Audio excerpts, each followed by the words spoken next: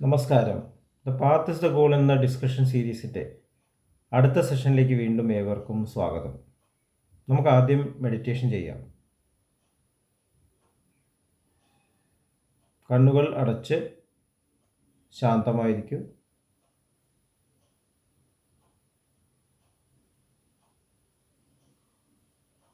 ഭൂമി മാതാവിനോടും സർവചരാചരങ്ങളോടും അന്തരീക്ഷത്തോടും കൃതജ്ഞത രേഖപ്പെടുത്തൂ.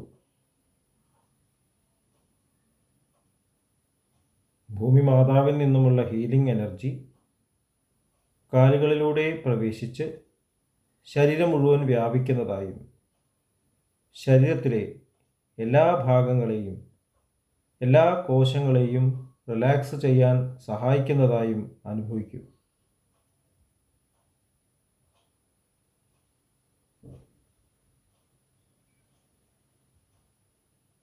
ഇപ്പോൾ ശരീരം പൂർണ്ണമായും റിലാക്സ്ഡായി. ഈ റിലാക്സേഷൻ ഹൃദയത്തിൽ അനുഭവിക്കൂ. ശ്വാസം ദീർഘമായി ഉള്ളിലേക്കെടുക്കൂ. ഹൃദയത്തിൽ സ്നേഹം നിറയുന്നതായി അനുഭവിക്കൂ. ശ്വാസം പുറത്തേക്ക് വിടുമ്പോൾ സ്നേഹം പ്രപഞ്ചം മുഴുവൻ വ്യാപിക്കുന്നതായും അനുഭവിക്കൂ.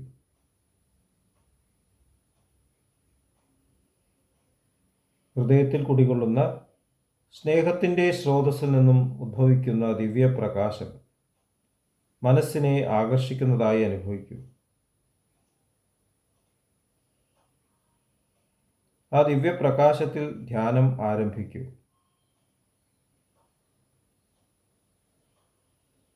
മനസ്സിൽ ചിന്തകൾ വരുന്നുണ്ടെങ്കിൽ മൃദുവായി അവയെ അവഗണിക്കുക. ദിവ്യപ്രകാശത്തിൽ ധ്യാനം തുടരുക. Please start meditation.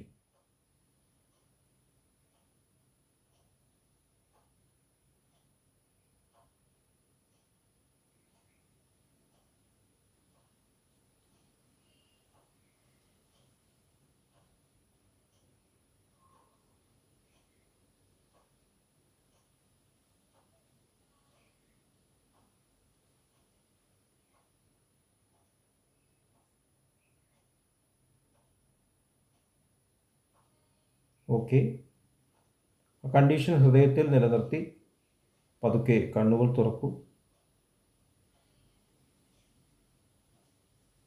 എല്ലാവരെയും ഹാർദമായി ഹാർട്ട്ഫുൾനെസ് സഹജമാർഗ് മെഡിറ്റേഷൻ സിസ്റ്റത്തിലേക്ക് സ്വാഗതം ചെയ്യുന്നു. എങ്ങനെ ജോയിൻ ചെയ്യാം എന്നത് ഡിസ്ക്രിപ്ഷൻ ബോക്സിൽ കൊടുത്തിട്ടുണ്ട്. മനുഷ്യരാശി ക്രമേണ അഹിംസയുടെ ആ തലത്തിലേക്ക് ഉയർന്നുകൊണ്ടിരിക്കുകയാണ്. അഹിംസ മാത്രം നിലകൊള്ളുന്ന ആ സാമ്രാജ്യം, ഡിവൈൻ കിങ്ഡം, മനുഷ്യ ചരിത്രം എടുത്തു നോക്കിക്കഴിഞ്ഞാൽ യുദ്ധങ്ങളും അതുപോലെ തന്നെ പരസ്പര പീഡനങ്ങളും കുറഞ്ഞു വരുന്നതായിട്ടാണ് നമുക്ക് മനസ്സിലാവുന്നത്. അങ്ങനെയല്ല നമ്മൾ പെട്ടെന്ന് ചിന്തിക്കുക. പക്ഷേ ചരിത്രം എടുത്തു നോക്കിക്കഴിഞ്ഞാൽ പഴയ കാലത്തുണ്ടായിരുന്ന അത്ര ഹിംസ ഇപ്പോൾ നിലനിൽക്കുന്നില്ല. ഇപ്പോൾ നമ്മുടെ രാജ്യത്തിൻ്റെ തന്നെ കണ്ടീഷൻ എടുത്ത് നോക്കിക്കഴിഞ്ഞാൽ ഉയർന്ന കുലത്തിൽ എന്ന് പറയപ്പെടുന്ന ആൾക്കാർ എത്രയോ കാലം താണ കുലത്തിൽ ജനിച്ചവർ എന്ന് പറയപ്പെടുന്ന ആൾക്കാരെ പീഡിപ്പിച്ചിട്ടുണ്ട്. എത്രയോ ആ തരത്തിൽ അറിയപ്പെടാത്ത മർഡേഴ്സും ഹിംസകളും എല്ലാം നടന്നിട്ടുണ്ട്. അമേരിക്കയുടെ സിവിലൈസേഷൻ്റെ തുടക്കം തന്നെ ഹിംസയിൽ നിന്നായിരുന്നു. ഇന്ത്യക്ക് സ്വാതന്ത്ര്യം ലഭിക്കുന്നതിന് മുമ്പ്, ബ്രിട്ടീഷുകാർ ഇവിടെ വരുന്നതിന് മുമ്പ് നാട്ടുരാജ്യക്കാർ തമ്മിൽ അടികൂടലുണ്ടായിരുന്നു, തല്ലുപിടിക്കുക.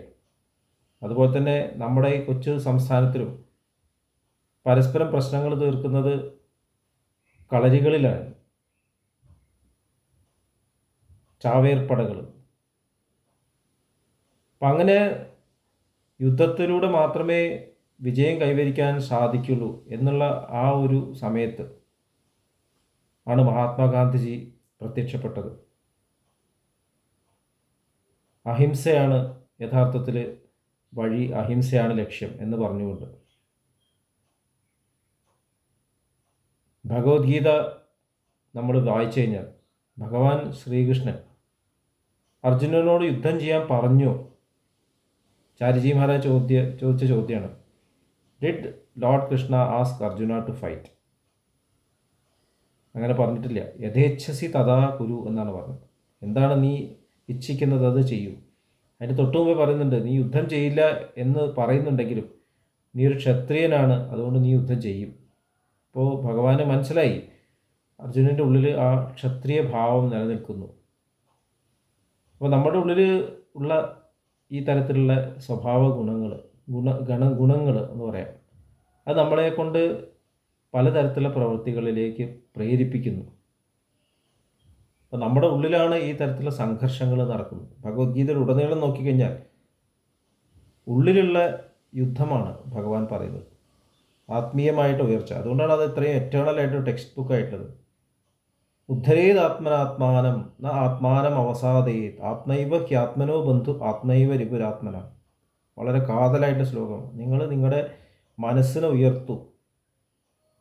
ആത്മന്യൈവ ആത്മനാ തുഷ്ട സ്ഥിതപ്രജ്ഞസ്തദോച്യതേ. ആത്മനൈവ ആത്മനാ തുഷ്ടൻ. ദുഃഖേഷു അനുദ്വിഗ്ന മനാഹ സുഖേഷു വിഗതസ്പൃഹ വീതരാഗ ഭയക്രോധ സ്ഥിതതീർ മുനിരുച്യതേ. തുല്യനിന്ദാസ്തുതിർ മൗനി സന്തുഷ്ടോ യേന കേനചിത് അനികേത സ്ഥിരമതി ഭക്തിമാന്മേ പ്രിയോ നരഹ. അപ്പോൾ സ്ഥിതപ്രജ്ഞൻ്റെ ക്വാളിറ്റി, ഭക്തൻ്റെ ക്വാളിറ്റി, എല്ലാവരും തുല്യരായിട്ട്, പണ്ഡിതാഹ സമദർശിനഹ എന്നാണ് ഭഗവാൻ പറയുന്നത്. എല്ലാവരെയും തുല്യമായിട്ട് കണ്ടിട്ട്. അപ്പോൾ എവിടെ യുദ്ധത്തിൻ്റെ ആവശ്യം? ഭഗവാൻ വീണ്ടും പറയുന്നു, അനന്യാശ്ചിന്തയന്തോ മാം യേ ജനാ പര്യുപാസത്തെ തേഷാം നിത്യാഭിയുക്താനാം യോഗക്ഷേമം വഹാമ്യഹം. എന്നെ സ്മരിച്ചുകൊണ്ട് പ്രവൃത്തി ചെയ്യുന്ന ഒരാൾ, അയാളുടെ പ്രവർത്തനം ഞാൻ തന്നെ ചെയ്യുന്നതാണ്. അനന്യനായിട്ട് ചിന്തിക്കുന്നവൻ. അപ്പോൾ ഭഗവത്ഗീതയിൽ ഉടനീളം ശരിക്കും ഉള്ളിലുള്ള, നമ്മൾ ഉള്ളിൽ അനുഭവിക്കുന്ന ആത്മീയ സംഘർഷങ്ങൾ, എൻ്റെ ഉള്ളിലാണ് രാമൻ, എൻ്റെ ഉള്ളിലാണ് രാവണൻ എന്ന് മഹാത്മാഗാന്ധി പറഞ്ഞിട്ടുണ്ട്. അപ്പോൾ രാമായണത്തിൻ്റെ യുദ്ധം നടക്കുന്നത് ഉള്ളിലാണെന്നാണ്. നമ്മൾ ഉറപ്പുവരുത്തണം രാമൻ ജയിക്കണം എന്നുള്ളത് നമ്മൾ ഉറപ്പുവരുത്തണം എന്നാണ് മഹാത്മാഗാന്ധി പറഞ്ഞിട്ടുള്ളത്. അപ്പോൾ പുറമേ ഉള്ള കഥകളൊക്കെ നമ്മുടെ ഉള്ളിൽ നടക്കുന്ന ഈ പോരാട്ടങ്ങളുടെ റിഫ്ലക്ഷൻസാണ്. ഉള്ളിലാണ് മാറ്റം. അപ്പോൾ രാമായണം യഥാർത്ഥത്തിൽ ഉള്ളിലാണ്. അവസാനം അയോധ്യയിൽ എസ്റ്റാബ്ലിഷ്ഡ് ആവുന്നു. യുദ്ധത്തിൻ്റെ ആവശ്യമില്ല. കംപ്ലീറ്റ് ആയിട്ടുള്ള ബാലൻസുള്ള ഒരു സ്റ്റേറ്റിൽ നമ്മൾ എസ്റ്റാബ്ലിഷ്ഡ് ആവുന്നു. രാവണനെ നിഗ്രഹിച്ചതിന് ശേഷം ദശമുഖനായിട്ടുള്ള രാവണൻ, അതായത് ഇന്ദ്രിയങ്ങളിലേക്ക് തിരിഞ്ഞു നിൽക്കുന്ന രാവണനെ നിഗ്രഹിച്ചിട്ട് മനസ്സായിട്ടുള്ള സീതയെ തിരിച്ച് തൻ്റെ കൺട്രോളിൽ കൊണ്ടുവന്നിട്ടുള്ള ആ ഒരു സ്റ്റേറ്റ് നമുക്ക് അങ്ങനെ തന്നെ നിർവചിക്കാം. യഥാർത്ഥത്തിൽ അഹിംസയാണ് മനുഷ്യൻ്റെ യഥാർത്ഥ സ്വഭാവം എന്നാണ് നമ്മൾ മനസ്സിലാക്കേണ്ടത്. അപ്പോൾ ഇത് മനസ്സിലാക്കിക്കൊണ്ട് തന്നെ യുണൈറ്റഡ് നേഷൻസ് വളരെ പ്രധാനപ്പെട്ട ഡിസിഷൻസ് എടുത്തു. ബാബുജി മഹാരാജ് യുണൈറ്റഡ് നേഷൻസിന് ഒരു എഴുത്തെഴുതി. ലോക മഹായുദ്ധത്തിനോട് ആ സമയത്ത്, അതായത് എല്ലാവരും രാത്രി 9 മണിക്ക്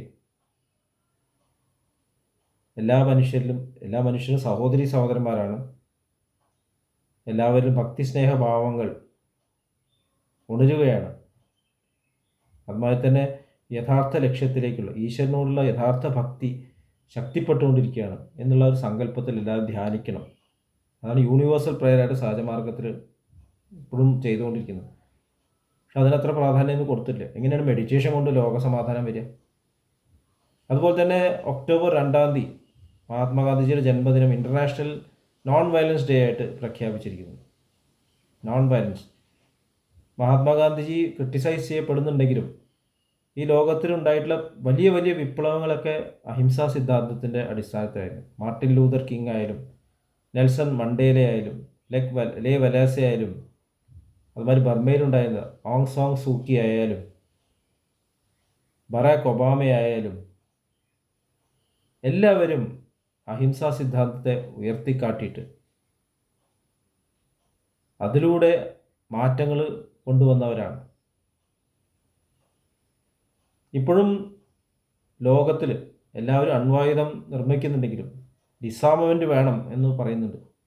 സന്ധി സംഭാഷണങ്ങൾ ഇപ്പോഴും വർദ്ധിച്ചുകൊണ്ടിരിക്കുകയാണ്. യുദ്ധം കൊണ്ട് ഒരിക്കലും സമാധാനം വരില്ല. വലിയൊരു തെറ്റായിട്ടുള്ള ധാരണയാണ് യുദ്ധം ചെയ്തൊരു സമാധാനം കൊണ്ടുവരിക. ഇങ്ങനെ കൊണ്ടുവരാൻ സാധിക്കുക? മഹാഭാരത യുദ്ധം കഴിഞ്ഞിട്ട് സമാധാനം ഉണ്ടായോ?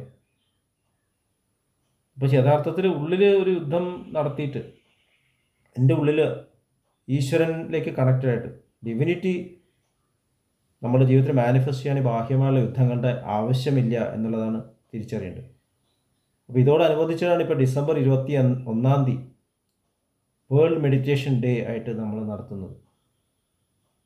എല്ലാവരും ഒരുമിച്ച് 21 രാത്രി 8 മണിക്ക് മെഡിറ്റേറ്റ് ചെയ്യണം എന്ന് മാസ്റ്റർ ദാജി പറയുന്നുണ്ട്. അപ്പോൾ ഉള്ളിലാണ് നമ്മൾ ഏകത്വം കണ്ടത്. ഏകത്വമാണ് ഉള്ളിൽ, വ്യത്യാസമില്ല. ഉള്ളിലേക്ക് കണക്ട് ചെയ്ത് കുറച്ച് നേരമെങ്കിലും എല്ലാവരും ഒരുമിച്ചിരിക്കുകയാണെങ്കിൽ നമ്മൾക്ക് ആ അനുഭവം ഉണ്ടാകുന്നു. യഥാർത്ഥത്തിൽ യൂണിവേഴ്സിൻ്റെ അടിസ്ഥാനം ഹാർമണിയാണെന്ന് മനസ്സിലാവുന്നു. പുറമേയുള്ള നമ്മുടെ ക്വാറൽസും യുദ്ധങ്ങളൊക്കെ കുറച്ച് കുറഞ്ഞു വരുന്നതായിട്ട് കാണാം. എപ്പോഴും കറക്ഷൻസ് ഉള്ളിലാണ് കൊണ്ടുവരേണ്ടതെന്ന് തിരിച്ചറിയാൻ തുടങ്ങുന്നു.